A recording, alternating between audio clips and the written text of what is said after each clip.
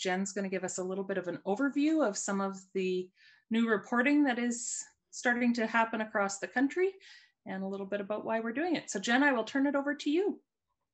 Jen, I'm just going to jump in before you start there. I just want to let everybody know we are recording this webinar, and we will have it on our YouTube channel in a few days. It's not instant, but we will put it up so you can reference back to it as well. And we are recording, and we want to make sure that because we are doing that, everybody is following the 4-H Code of Conduct, because we can see some of you, and everybody is able to unmute.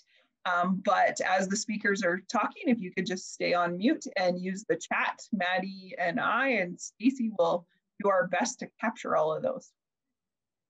Now, thanks, Jen, I'll turn it over to you. Okay, great. Well, thank you everybody for having me tonight. It's nice to come out and see some leaders' faces, and from the sounds of how cold it is out there, it sounds like this virtual option is really the way to go tonight. I'm in Ottawa and it's only -6 right now, but I hear it's going to get colder tomorrow, but for us that's only -20. So but anyway, thank you for all being here. And also thank you for all of you who've already worked on your Commit to Kids training and the youth safety training. That's been a really big initiative over the last year. So we know that's a big time commitment for you to get that training done. So we appreciate that, and we thank you for doing that. The other piece that I wanted to talk to you about tonight is to sort of show you some of the parallels to what you're working on there in Alberta, and then the pieces that we're starting to roll out at 4-H Canada and how that fits together and how we're all going to come together. I think what's so important is we're in this last year is we're now starting to see consistency from coast to coast. Everybody is taking that same youth safety training. Everybody's taking the same to Commit to Kids training. So we're really now starting to get these common practices and processes and languages together. And I think that's so important to help strengthen 4-H as we go forward in the future and, you know, welcome new members. And I think also this process of developing this work we've done to develop some of these processes has been really important as suddenly COVID has hit and we're all now being very conscious about risk management. So it's great that we all now have a common language to talk about these pieces.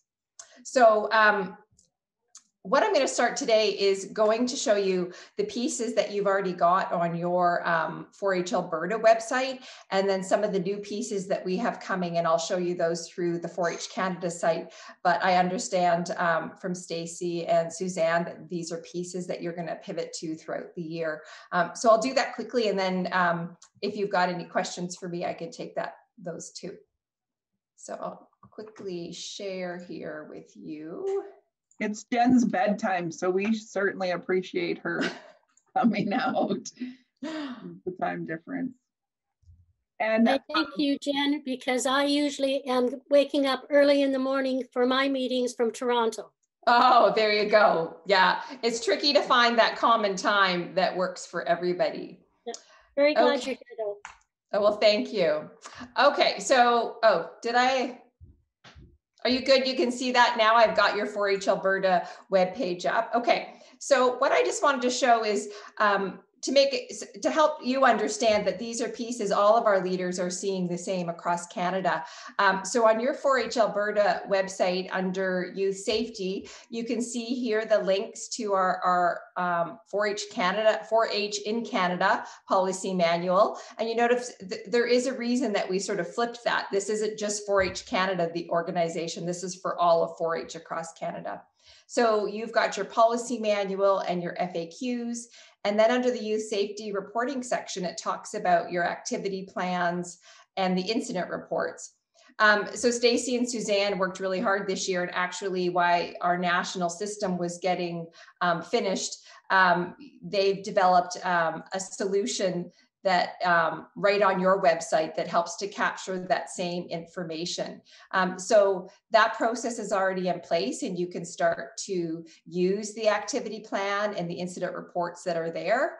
And then I think as this year goes on and into next club year, then they're going to start to pivot to use this new system that we have for everybody in Canada. So we're going to go to a similar page on the 4-H Canada website.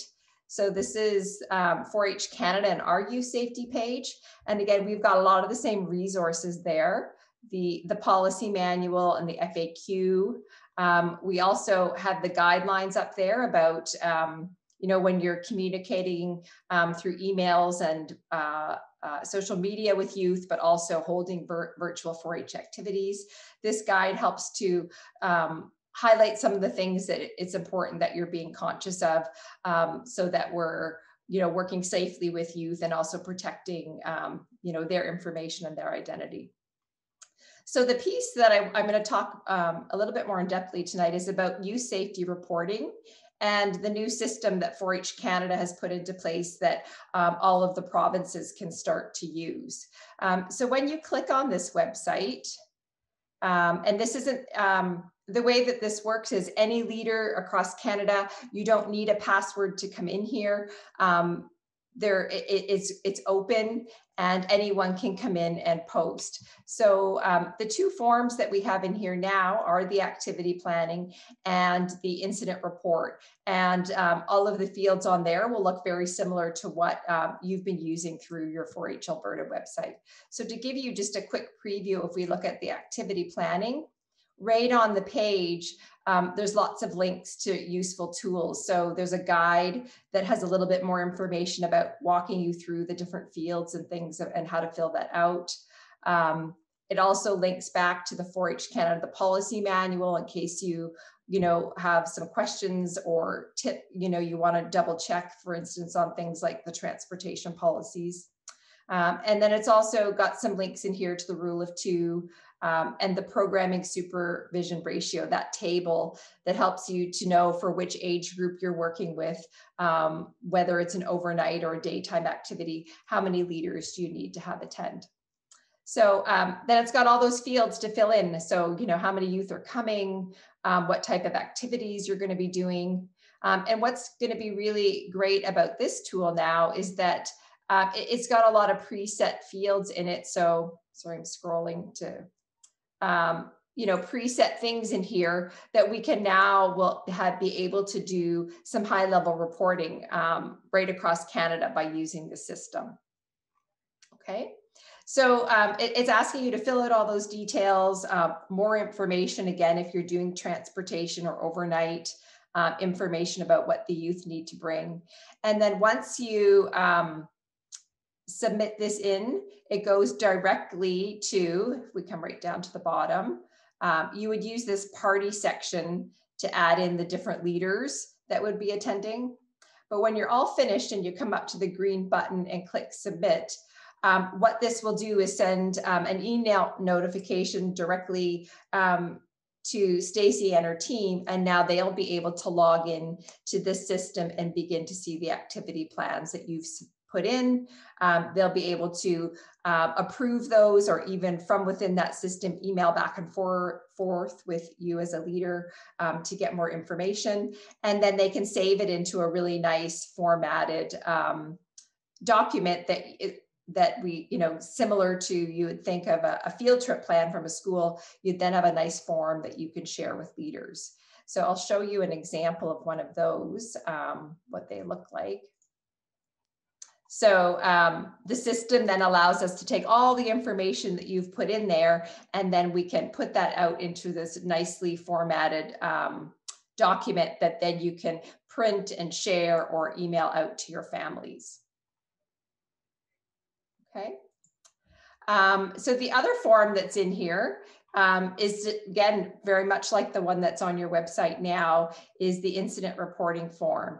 And again, it's got, allows you to put in all of that information about, is this incident related to an injury of a youth member or an adult or a spectator, or is this just, something about property damage where something, a significant cost to something like that. So again, we've got lots of those options already preset for you to choose from. And even we've got, COVID fields in here now, if it's related to something that's happened, and hopefully we won't have to use that, but we've now got all of those kind of features covered in the tool. And again, once this gets submitted, this will go and send an email to Suzanne at 4-H Alberta, so she knows that this is there in the system, and then she can go in and help to fill out those details and ensure we, reach out to the appropriate people to, if a resolution is needed, or if we have to contact insurance and all that kind of things. Okay, so those are the two pieces that are in that youth safety reporting system for 4-H in Canada. And again, this is open to anyone. And as we mentioned in some of this information at the beginning, one of the important new features about this is, if somebody else sees something that's not part of 4-H and has a concern, this is a way that they can submit that into our organization for us to know about it as well. So I'll pause there for a second. Well, actually, I'll bring you back to the 4-H Canada webpage. So again, this big button here that says visit the youth safety reporting system, that's what will link to that other page and allow you to fill out all of those details. And you don't need a password, you just fill that out. What's a little bit different than the pages that you have now is that you can't save those forms as you're starting to fill them out. So it's really important that you sort of gather all your information and are ready to type those in sort of in one go and then submit that into the province. But if they have any questions or concerns, they can reach back out to you and help to get that, to fill it in and get it into a state that's ready to get shared with families or enough information for the incident report. The other bits of information that might be helpful, while 4-H Alberta gets their website updated is on the 4-H Canada website, we now have an insurance overview document. And we were just ready to release this last week, but it's got a lot of really helpful information and scenarios so that you as a leader can kind of understand what the coverage, for accidents or liability issues, but how all of that really works within 4-H so that you can ensure that your activities, are safe and would be covered and you're operating within those bounds. The other piece that's important in that insurance document, sorry, let me just find it. We've now got a new updated table, and I think Suzanne might talk to this a little bit later, and this will start to be updated into all of our documentation into the youth safety policy too, is that after lots of conversation with the provinces, we've updated this table, which you might have seen, it was more just strips of green and yellow before, but we've really tried to make it a bit more clear now on how to use the different tools. So it first talks about what kind of issues would require when an incident report needs to be filled out. So of course, this is anything where you may have a concern about a child being in harm's way. First, we always go to the notify the authorities in that instance, but then a completed incident report so that we know that report to authorities has been done. Anything that's related to significant misconduct, that would require an incident report. Any sort of breach of our other policies at 4-H in Canada, such as, financial misuse or, anything related to the inclusion statement where someone's being purposefully excluded, that would require an incident report. And the last one is if there, a concern about sort of the damage to the 4-H reputation or image, if there's something that comes out in the news or something in that way, that's important information to get reported into 4-H as well. The next section are those that we really try to address first at a local level, certainly around you know, things that are just can be a bit of normal youth behavior, disrespectful speech or or actions. And those are the types of things as a youth organization we want to try, you know, coaching and support to address those before we have to get into something like an incident report. So that would really be, you know, a repeated behavior that is concerning. And again, same with accidents or illness, you know, an incident report wouldn't need to be necessarily written for smaller first aid type items, but anything of more serious nature, we would need one. And again, with property damage too, if we can fix it quickly, no harm done. But if there's a cost or it was quite unexpected, that should be put in. And the LAC session now is really being more specific about, you know, conflict, whether that's between youth or adults. So it's not misconduct, but it could just be some tensions or, again, interpersonal conflict. And provinces have been working really hard to help develop some other tools to help support you with those kind of things before, you know, jumping to an incident report. So I know Suzanne and Stacey will provide you with lots of sort of this specific 4-H Alberta resources around that. There was one question in the chat I'd just like to address quick, Jen, and that was Sure. about when the activity plans need to be done. Right. And if it's only for multi-club district or regional events, or if individual club activities require them.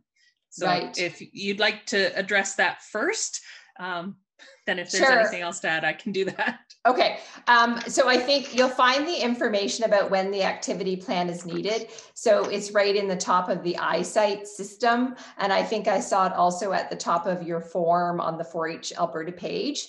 And I'm going to be honest, this is sort of an evolving process that the risk management working group that from across Canada, where we've got lots of plans for this year on how we can help support you a bit better and provide more clarity.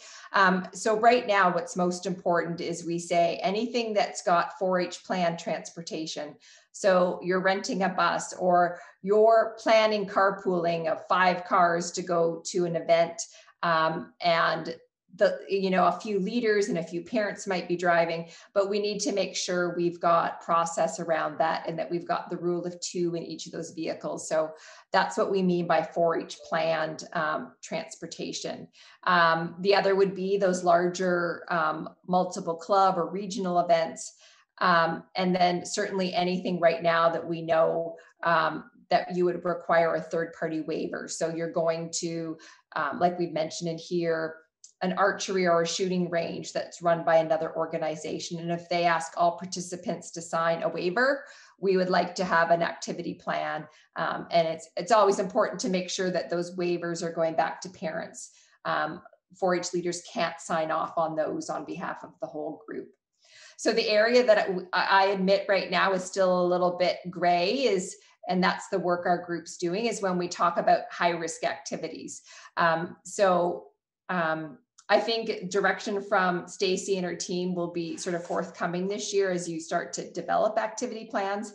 But typically when you're running a 4-H project, you're working from a project guide that outlines activities and it's already got some safety tips in there. We're not expecting an activity plan for your regular project meetings.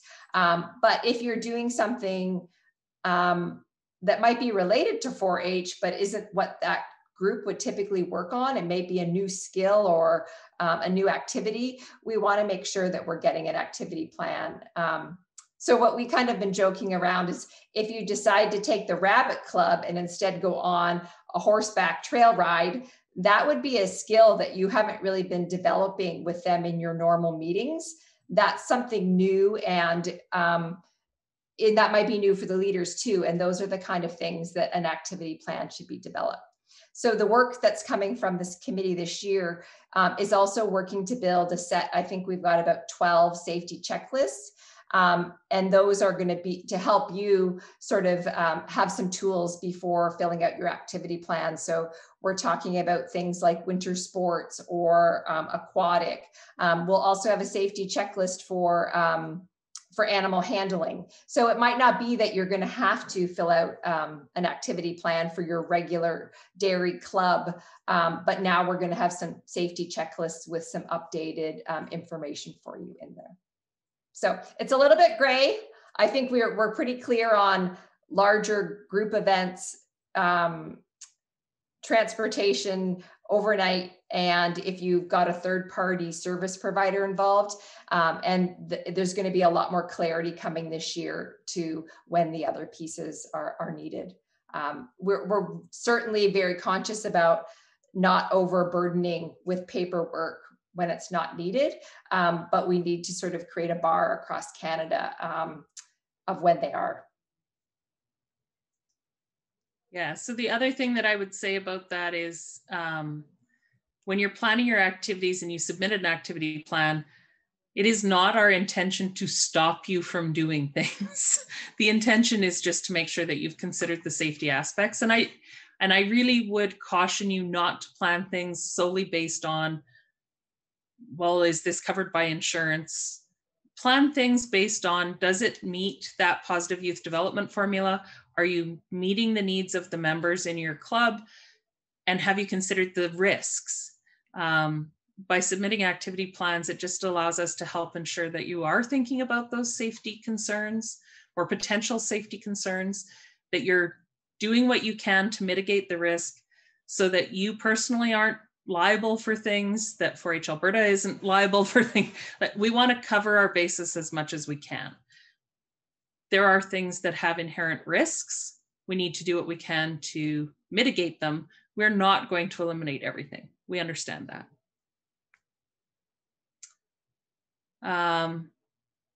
From the activity plans that I have seen put in already this winter, a couple of things to make sure that you include in them when you submit them, please, is how are you dealing with COVID if you are doing things in person? What is your sanitation protocol, or how are you ensuring physical distancing? Is everyone required to wear a mask? Those kinds of things. And to please be sure that what you've put in there is actually what you try and do. If you are doing a virtual event, how are you meeting the rule of 2? So if you have breakout sessions, are there 2 people in each room? Are you having a person in each room and a regular check-in from a second? Like, how are you managing that? And really, I'm looking for, have you thought through some of those other things? So as we move in towards Achievement Day season, how are you, when in the risk management piece, I would really like to see some information about how you're ensuring safety of members and leaders, your guests, and the animals, because that is also a part of that day. Couple of other questions in the chat. Is taking cleavers to visit baby calves at a feedlot going to require this form? If it's just your club and you are a beef club, then I'm going to say no, because that is part of a regular project activity. And so I'm assuming, hoping that as a leader, you are covering safety with those cleavers before you get there. If you are, sort of to go back to Jen's example of taking a rabbit club on a trail ride, if you are not a beef club and you're taking your cleavers to see beef animals, you may want to submit one just to be on the safe side. But again, if it's a regular club activity, you have beef people involved, it's probably not required at this time. Another question, Jen, maybe you will address this one, is having club members meet at our local pool for a swim afternoon as a fun activity considered high risk and need an activity plan, or no? That's a good question. I think that's some of the pieces that we're trying to really provide clarity by building these safety checklists. So certainly around aquatics, I think you're going to the pool. I think it's making real clear to parents what the expectations are in that case. If you say we've rented the pool and it comes with the lifeguards that are there, and the pool has the right supervision numbers for lifeguards to youth, I don't feel that an activity plan is needed, but that's why we want to get you the safety checklist first, so that you have the guidance as you're planning it to know. No, 4-H shouldn't just be, you know, having a pool party at a member's house. That would be very concerning. So if it was something private like that, we were going to put that into our checklist. Then now, what kind of lifeguard would you need to make sure that you had there on site, and those kind of directions. Yeah. And again, if it's just your club, that's a little different. If it involves all the clubs in the district, please submit one, because then there's also some of the rule of 2 concerns start to become a bigger issue. Mm-hmm. There's also a question here about doing an activity plan on the 4-H Canada site as well as the 4-H Alberta site. No, you do not need to do both. For the time being, if you would like, you can just use the one on the 4-H Alberta site. We developed that before the one at 4-H Canada was ready, while it was still sort of in the works. The 4-H Canada one is working now. If you would prefer to use that, that's fine. Either way, we get notification when you submit them, but you only have to do one. That is the same for incident reports too. Correct. Yeah. And just to provide a bit of background to others too, what we liked about this system, it actually has sort of like partitions for each province. So your information is really about incident reports and activity plans that come into Alberta are really being managed by your administrators in your organization. And they're only reaching out to me at 4-H Canada if, you know, some sort of more sort of severe incident that they need support on, but it's really being managed at a local level, and your information about your members is secure that way. Back to the question, I guess, about swimming pools, or, you know, taking your cleavers to someone else's farm. I would encourage you to really look at the new insurance guide that's on the 4-H Canada website. There's a long FAQ section at the end that I think is going to be really helpful to help just really understanding what's the scope of 4-H and our activities and what's insured. And I would say it's not limiting, but it's just helping to frame that for you. So certainly we have coverage to go to another farm in the community with our kids to see, you know, because they've got a different dairy operation. It's okay that that's not a 4-H leader's farm, but, you know, we are covered for that activity because it's a 4-H activity.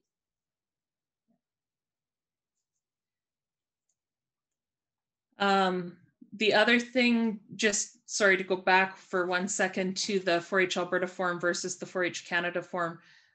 They both ask exactly the same questions. The format, the order of questions might be slightly different, but we tried to keep them really close. The 4-H Alberta version of that will disappear in the new club year. So feel free to use that through till September, but this fall, only the 4-H Canada one will be available. The 4-H Alberta one is a good way to sort of practice and get used to it if you wish. There is another question about doing an online event. So if it's an online event, for example, a feeding workshop, do we need an activity plan? Again, I would say only if it involves more than your club.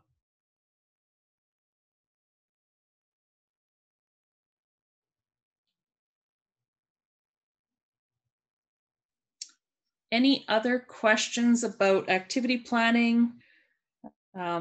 Suzanne, do you have some additional information that you'd like to share about the incident reporting? Sure, I was going to comment once on the activity plan. Is it may seem like it's actually additional work, but it's a new thing for everyone. So we're going to learn to do by doing the form, but at the end, I believe as a leader, you guys will appreciate the information that you're putting in that activity plan, because it will also help with communicating with your parents and your members of what you're going to be doing, and making sure all of those things are checked off. So it will be a very useful tool when you're completing it. We know how much you guys spend time planning those activities. So that activity plan is to support that. Not to cause more additional work on that. Yeah, sorry, and if I can interject on that, The other thing with that is, yes, this form is new, but the people who've actually filled it in, for the most part, when I've followed up with them a little bit, none of it is new stuff. It is all things that leaders have been taking into consideration for a long time. There's a few things that it's made them stop to think about a little bit extra. So as Arlene just put into the chat, it likely will help build a better plan. But you've all been planning for safety always anyway. Yeah. None of you intend to have members get hurt at something or to have activities be unsafe. So that part of this isn't really new, but it certainly is helping to focus that consideration when planning. So it is a new form, but it's not entirely a new concept. Yep. And the piece that I would add about the incident reporting, so I see some returning leaders with a lot of experience under their belt on the call, and they will all know that we had this 2-page form, and it was called Accident Incident Report Form. And if you come across it, it was really good for when someone got ran over, or broke their arm, or bucked off, or sewed their hand into their quilt. It was really good for that. It outlined everything accident, but when you come across an incident, it was a little harder to fill out. So this form here does capture both of those things. It captures the hand in the quilt and the steer running over or the sheep biting someone. It does cover those things, and you'll be able to fill out in the incident report. That's all it's called, is an incident report. And then the other thing is it will also help capture behavior or misconduct a little bit better than our previous report. So that is handy. Yes, Jen, or I think it was Jen. Yeah. I forgot to get to show these, but I'm just working on getting these up onto our 4-H Canada website and shared out to the provinces too, because I think it's really important that, you know, it's nice that there's a website to type this in, but you're not going to be doing that while you're out at the fair or something. So we do have a paper-based form of the incident report so that you could have a few of those printed and keep them in your first aid box or even in a binder. And these fields are exactly the same as what's in that system. So, you know, you're noting who is involved in this incident. And again, it's got other things like property and then lots of different options to choose from. So again, is it, an allergic reaction? Is it brand? Is it environmental, other illnesses? But some of those things that might not have been in that accident before are now in here. Or is this related to inclusion or something else about security? So I think this is a little bit more flexible to try to cover all of those different things. And at the last minute, you know, as COVID came in, as we were developing this, it's also led us to put some other sections into here. So we've got, was it reported to police?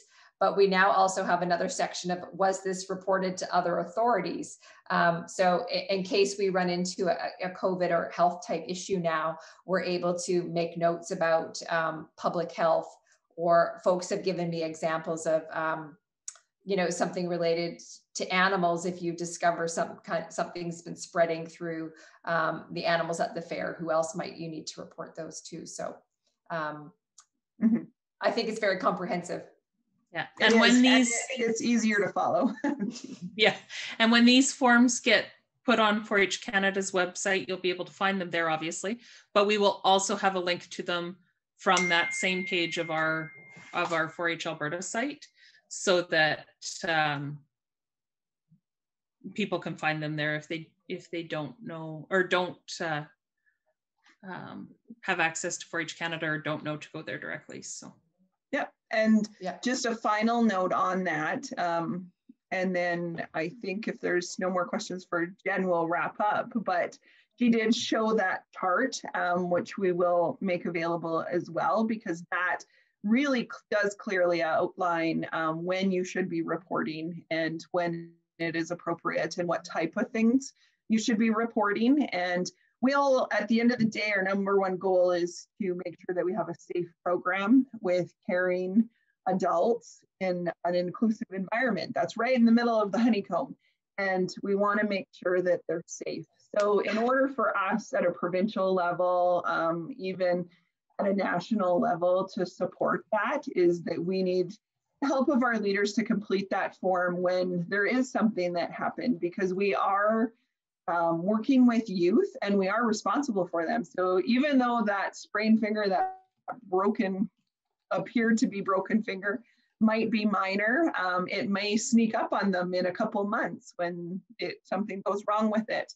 Same with any misconduct. If you use those forms to document that, that will also help track behavior. So then if we know that there is a pattern in the behavior, we can help you fix that, right? Or we can help find a solution. We will always, when we see something that's misconduct, we're going to work with who submitted the report to make sure that they have worked with the other party that they may have been in conflict with, or someone that was acting inappropriately, to find a solution and work through it, because we're in 4-H, unless it is very harmful to the safety of our members. We want to make sure that people have an opportunity to learn and grow. But if we don't document those things, if we don't know about them, they tend to snowball and get really big. And then it is a big problem when we could have dealt with it earlier. So I think everybody understands that, but it is one form and it says incident report on it to capture both.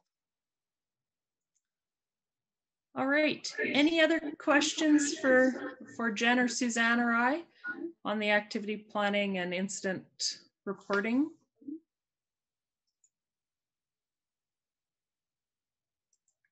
Please send me a report, an activity plan, at least 2 weeks in advance of your activity. More time is better, but at least 2 weeks would be really good, because there are certain times of the year where they will come thick and fast and heavy. So I do need a little bit of time to read and respond to you.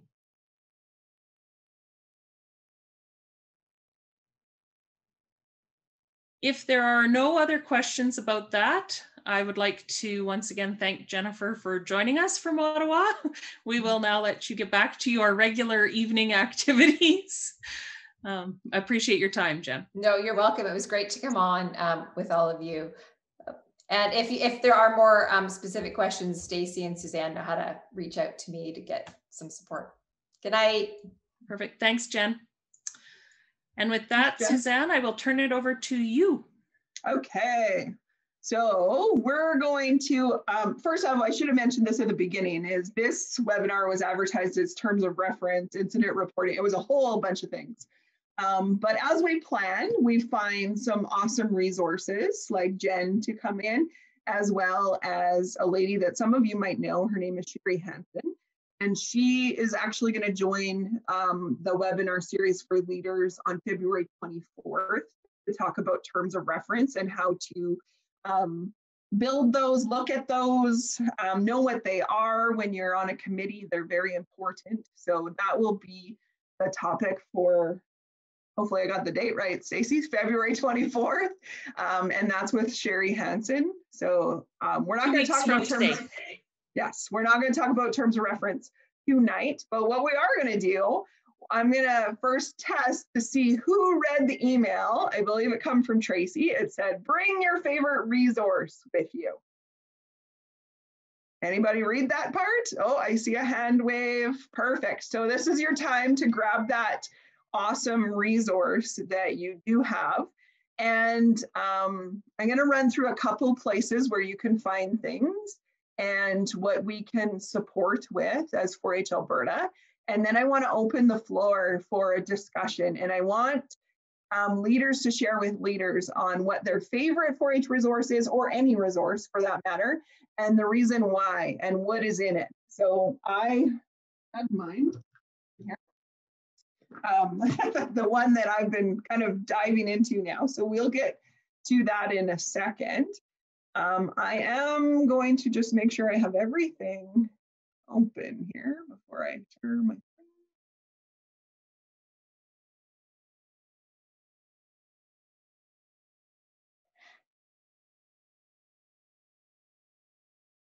Okay, so the first thing, I just wanted to give you a couple tips and hints. I don't want to keep you guys past the hour, and I really want part of that discussion. So can you guys see my screen? You guys all recognize what this is? This is the 4-H Alberta website. And it has been a shift from the old website to the new website, and it's always growing and improving. So check back often. But all of the resources have been migrating over to this 4-H website.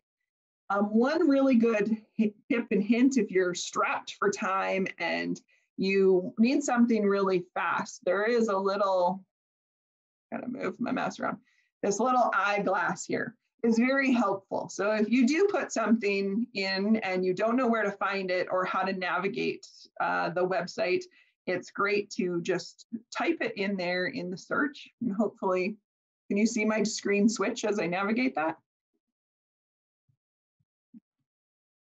Yeah, you're good. So, okay, and if I'm looking for something with foods, that it'll come down. So it'll come up with anything that has food in it. So of course, the one hot topic on our website right now is the Alumni Survey. And the reason why foods popped up there is because there's a gift card from Save On Foods win there. But down here, it will take you to the resources for foods. There is a way to find this, and I'll show you that here, but all of the resources for the Foods Project can be found on this page. And like I said, it is growing and it's improving daily, and we are adding things as much as we can. And if you want to look at the Food Project Guide, you can just double click on that one and it will come up for you, and you'll be able to look at the table of contents and navigate to what you would like to print or reference, or even send the link to a leader if you want. Okay.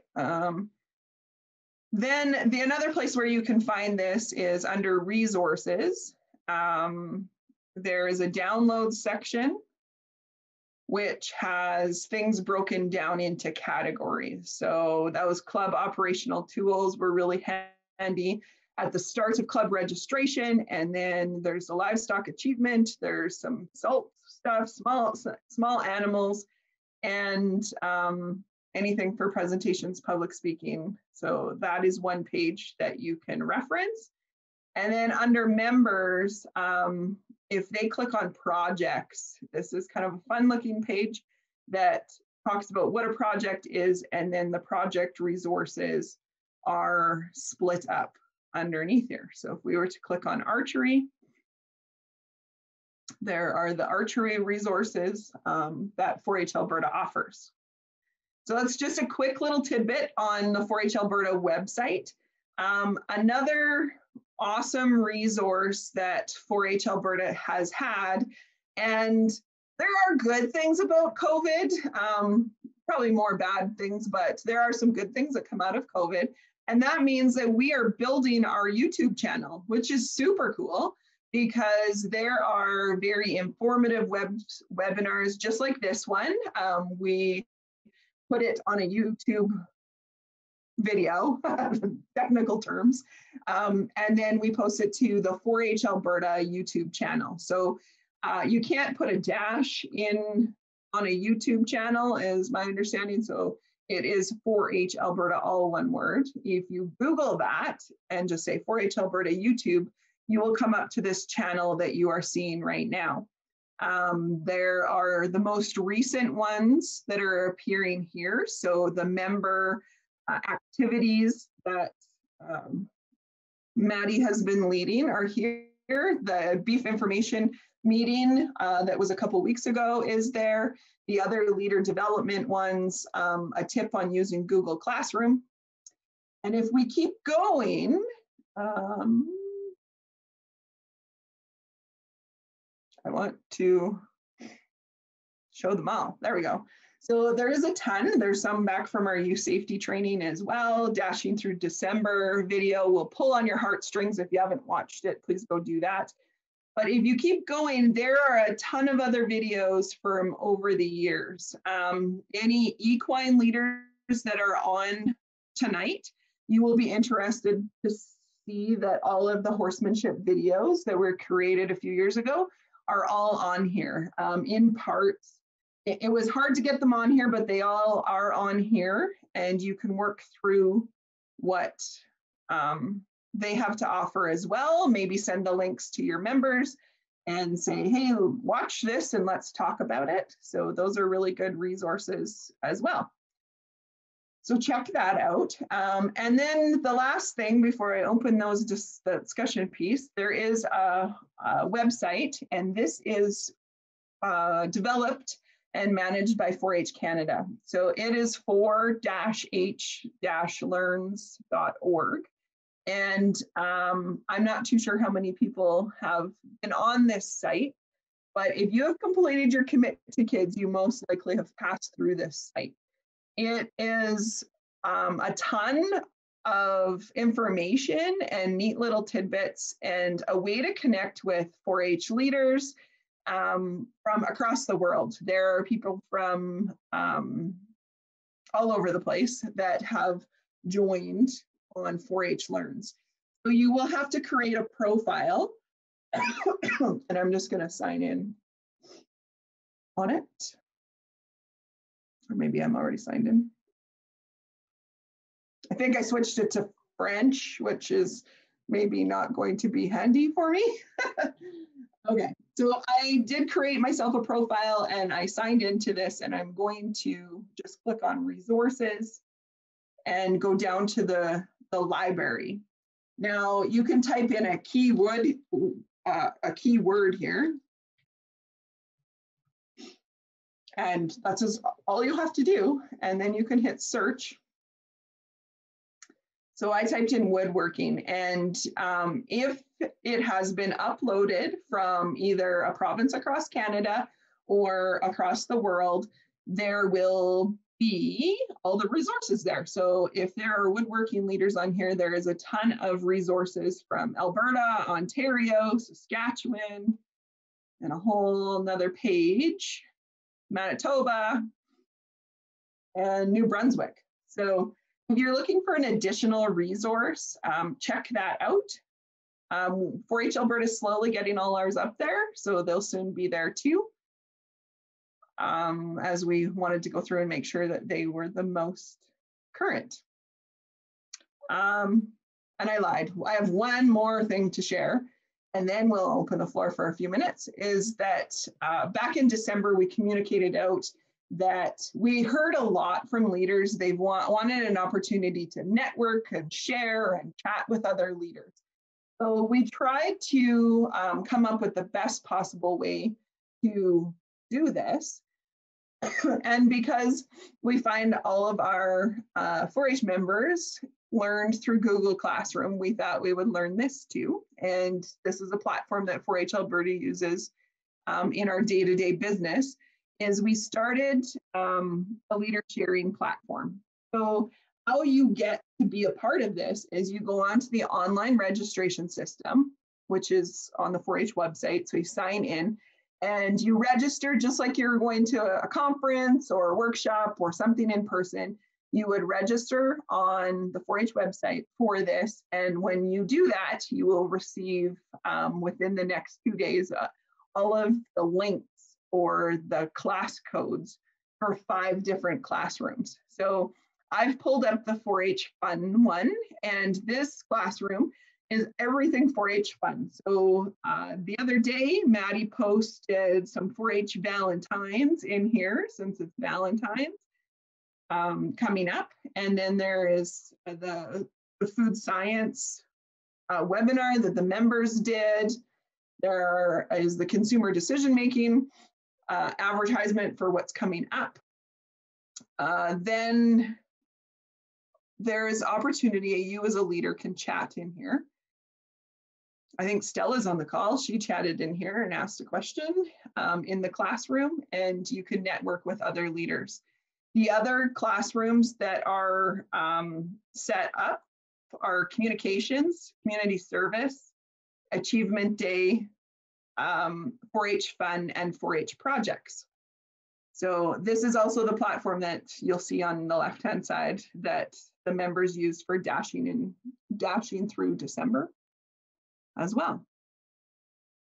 So that in a nutshell is pretty quick of just some really good tools for our leaders to go and see. So I am going to pick for a brave volunteer to hold up their resource and share something in a minute or less of what their favorite thing is. And Arlene, I seen that. So I'm gonna get you to get the ball rolling because it looks like a potato sack. No, sorry. No, this is, I know.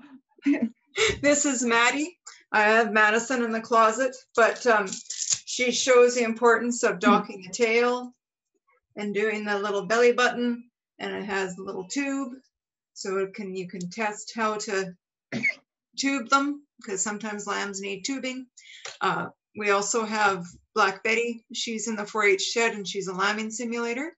But on a technical front, our Newell district also uses OneNote for the sheep show. And so everything is in there, our agendas, who we've had in the past for judges in case we forget.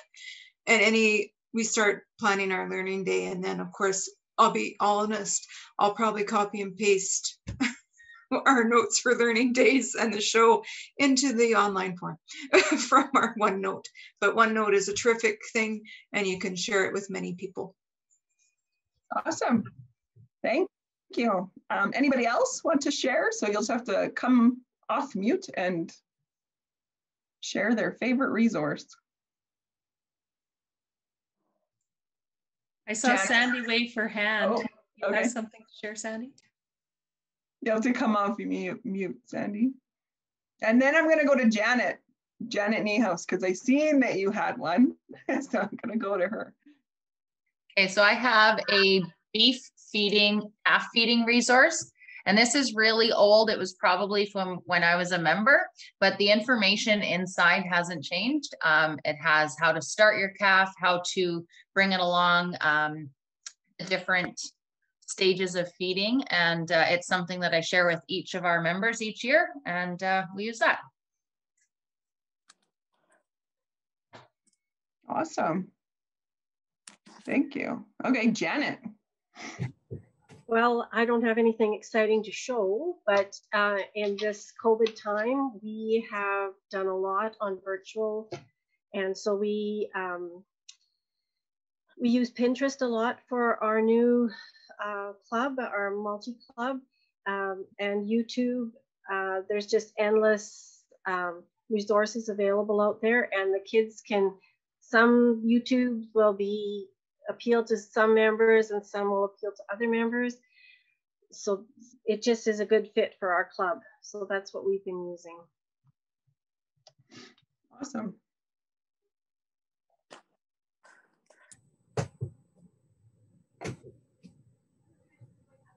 And I saw Dominique Yeah, sure. waving her hand. So, Suzanne, I want to thank you I'm a very new leader. I think I just got my leadership stuff in the last few months. It's just my second year with the Horse Club down in Medicine Hat. And I want to thank you for just doing a quick review of that. I was just looking in the projects the other day and I found that was really, really, really useful because lots has changed since I've been in 4-H many, many years ago and what you can do now. So I'm really involved in communications. We're going to call it a communications month because that's kind of what it's been.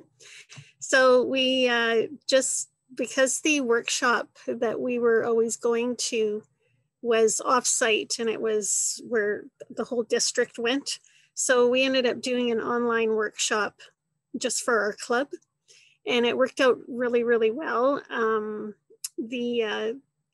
the communications committee, the members each had a part in it, and we did a Google Meet, and yeah, so it just went, or no, I think we did a Zoom, and it went really, really well. So my resource for that communications was the resource that we have on 4-H Alberta on the resource tab for communications. So we just followed lots of that for the workshop, and then we're just going to keep following along with the communications day coming up. So again, we're doing that virtually, of course.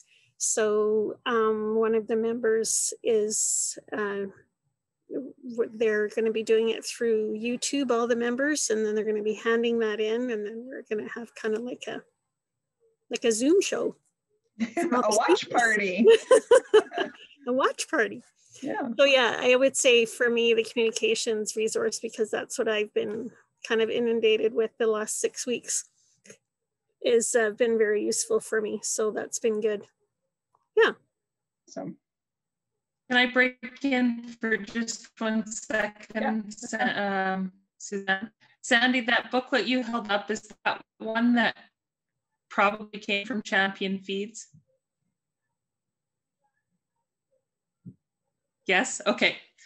Champion Feeds used to actually send those out to all of the beef members in their service area every year. They haven't done that for several years now. So no, one of your feed companies may have that, or we can actually ask. Oh, so Sandy, could you scan that and post it in the projects classroom for leaders?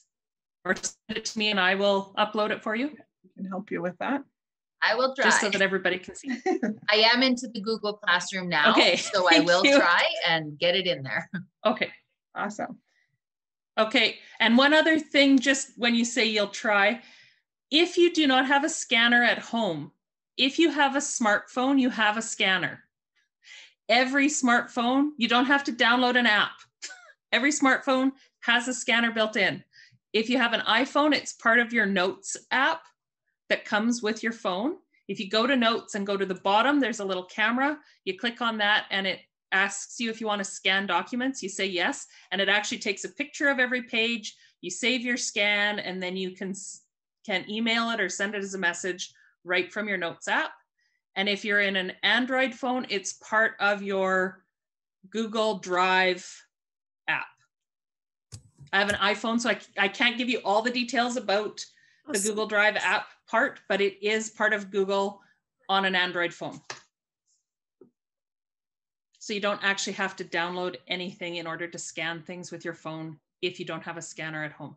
So for those of you who are submitting your awards of excellence order forms and those kinds of things, you could actually just, please don't take a picture and send it as a JPEG. Take a picture and send it as a scan, because pictures are hard to read. So anyway, just another little note, something new to learn. Thank you for that. Oh, any Helen, other? You unmuted, so I heard you. You must have a really good tool that you use. And then I see Leslie. Did you want to share after Helen? Oh, no, she's going to be shy and went back on mute. So Leslie, oh, do you have something to let's share? go to Leslie.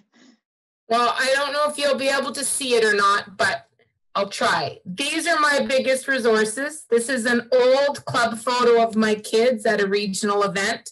My kids are my biggest resources twofold. The ideas and the suggestions that that group of kids come up with is unbelievable. And the knowledge that they bring to the game on how to find out how to do things online, or the family members that they have that will come in and help teach, is endless. And then as they age out of the program, it gives me tellers and timers and communication judges and coaches for my writing practices. And I now have my Explore project leader as a past member. So that's probably the largest resource I've ever had. Awesome. Cool. There is a comment over in the chat, is my kids are involved in a project called Outdoor Pursuits, and AHEIA Alberta Hunter Education Instruction Association website has a great resource for free workbooks and lots of YouTube. Thank you for that, Stella. That could be used for any, incorporate anything into any club for sure. Is there anybody else that would like to share?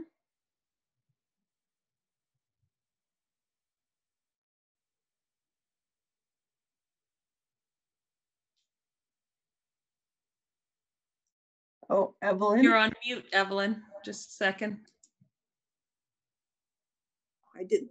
There you go. I have a question for the equine. I wanted to do a Zoom thing with my 4-H horse project, and I was going through Microsoft Word, and they have wonderful pictures of all kinds of horses in brilliant color, and I just picked out a bunch of them. One time we did breeds, another time we did colors, another time we did markings. They have hundreds of choices, and I just pulled out a handful and then forwarded to each of the kids, and then they could give you the feedback. And if they don't know the answers, they can look it up on Microsoft Word. It's really, I was amazed at the kind of pictures that they have. It's a lot better clip art than they used to have. That's awesome. It made it really easy. That's great. I like that.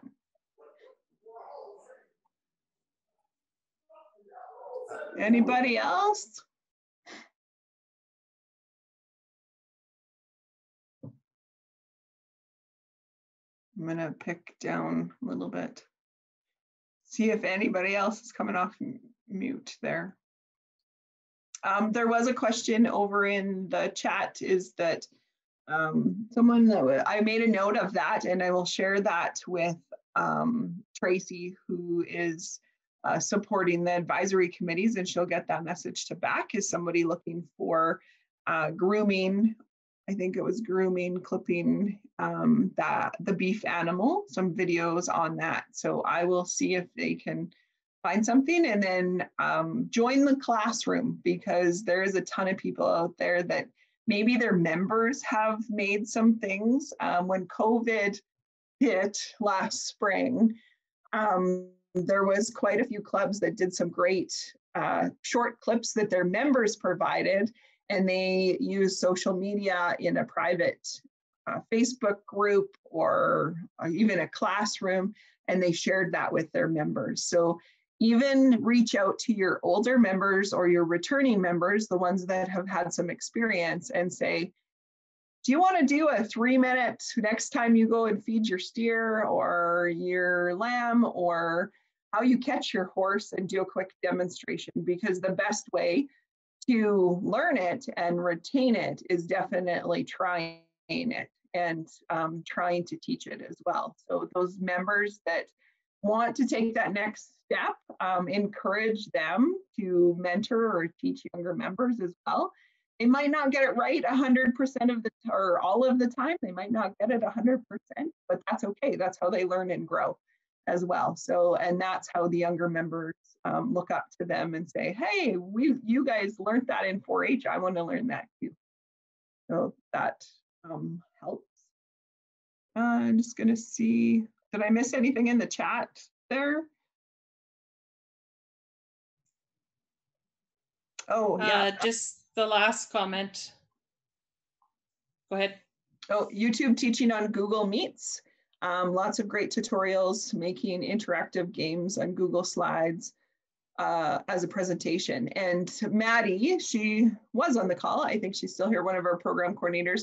She has a really quick and dirty how to navigate that Google Classroom that she made, and actually shows the leader sharing platforms in there, or the Google Classrooms that 4-H has developed at a provincial level. So there are a leader series as well, and you don't have to join all the classrooms. You can just pick the one you want to go to. And then the member development series that we've completed too. And then next Wednesday will be communication and community service right, Maddie? And then the last one in that series will be environment and healthy living. Oh, thanks for that question, Sandy. I was going to give a little tidbit at the end, which I think maybe, unless anybody else wants to share, their great resource that they have is around the restrictions. We are working very hard on making sure that we can support all 4-H members in all projects through the next AHS restrictions.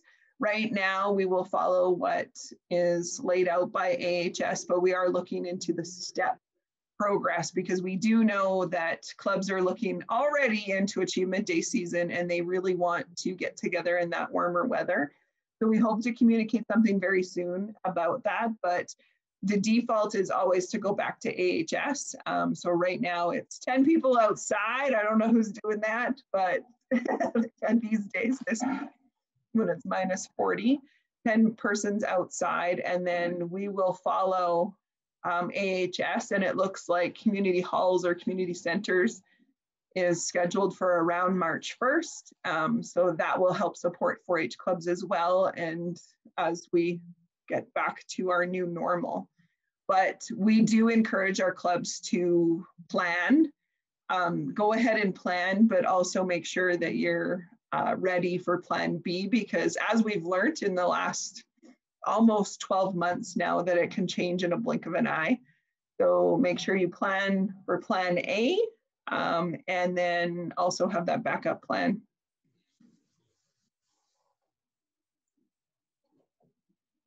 All right. So Stacy, Maddie, do you guys have anything to add? Stacy, what's your favorite 4-H resource? Putting you on the spot. It really depends on the day, but actually, I would say it is the websites, 4-H Canada, 4-H Alberta, 4-H Learns.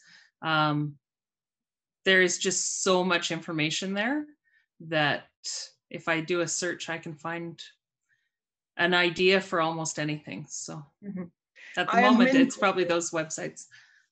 I agree with you. And there are, if you go onto 4-H Learns, there are recorded webinars from various 4-H Canada conferences as well that have happened in the past. It's kind of like a little hidden gem, a little library there that you can go in and find them. Maddie, I'm going to put you on the spot. What have you discovered since you've joined 4-H Alberta in June of last year? Well, I don't want to copy Stacy, and I was sort of hoping she'd have something else back. But I'd probably say I would for sure say the websites, because if I don't know something about something, which happens all the time, I'll just look it up on our website, and if it's not on our website, I go to the 4-H Canada. If not there, 4-H Learns. If not there, I found 4-H BC sometimes has it, 4-H Saskatchewan, and then if they have it and we don't, I'm like, okay, we need this. Like, this is something we need to go find. So it's definitely all the 4-H websites. It's great. I love those things. Mm-hmm. Awesome.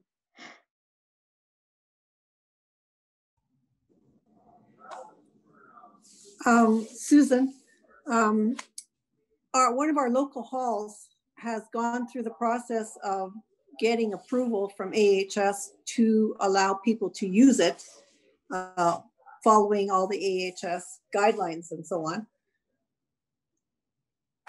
I know one group that is going to have their annual general meeting at that facility. It's quite large, so they can spread out, but as long as they follow the guidelines, they are meeting. It's not a 4-H group, but it's another club. Another club. So we're working into that because we want to make sure all of our clubs have the same opportunity. So I know Kurt has been working on that along with Shane and Jerry Howie and myself to kind of lay out what those steps will be. We'll eventually get there because as those halls do open and have those exceptions, we probably will move into that category. Right now, we don't fit in the same category as minor sports, and that exception when it come out, we definitely were surprised by that. And we started to do more digging, and because we think the work that our leaders are doing is so important, and we can social or physical distance, not social distance, but we can be physical. We can stay away from each other, but yet get together. So watch for communication very soon. We'll have that out pretty soon. And the equine follows under that same category with minor sports if you look on the website. Mm-hmm. Yeah. Okay. So what would be happening about helping new leaders learn how to be leaders? So there's a variety of things happening with that, Helen. Some of that is happening through these webinar series. Some of that is going to be coming to key leaders to help us roll out shortly. Okay. There's a number of things happening there. I kind of went through my slide here and picked out a few things that if you are interested, I would continue expanding on that. Oh, sorry, just a question here in the chat about doing farm tours. I would say, yes, Lorena, you can do a farm tour if people are traveling in family groups in their vehicles. You're not switching around in vehicles, and you don't have more than 10 people out and about at a time.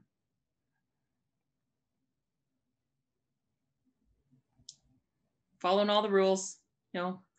Stay distanced, wear masks, travel in family groups, then it should be allowed. Okay, Helen, did you have things like a resource to share or just ideas for new leaders?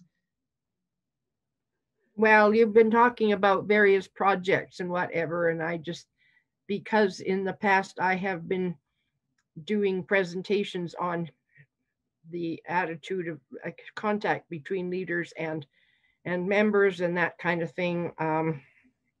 I just wondered if they were going to continue something like that, or if they need a little help with that or whatever. There's some new stuff coming, Helen. Okay. Chat with Stacy on that one. Yeah. I'm pointing at her. She's over there. Okay, well, here in mine. We have went over, but I appreciate everyone that shared and everyone that came tonight. This will be recorded. You will find it on YouTube in a few days. Don't look for it tomorrow, but within a week, Shane usually gets it up there. In the meantime, check out all those other things and join the leader sharing platform. And if you need help with that, just reach out to a 4-H Alberta team member. Your area coordinators are really awesome at Google Classroom. They can help you get in there and register and stuff like that. Patty too, and Tracy and Stacy. So, and if you have questions about the things, we discussed tonight, please reach out as well. Awesome. And with that, we'll say thanks, everybody. Stay warm.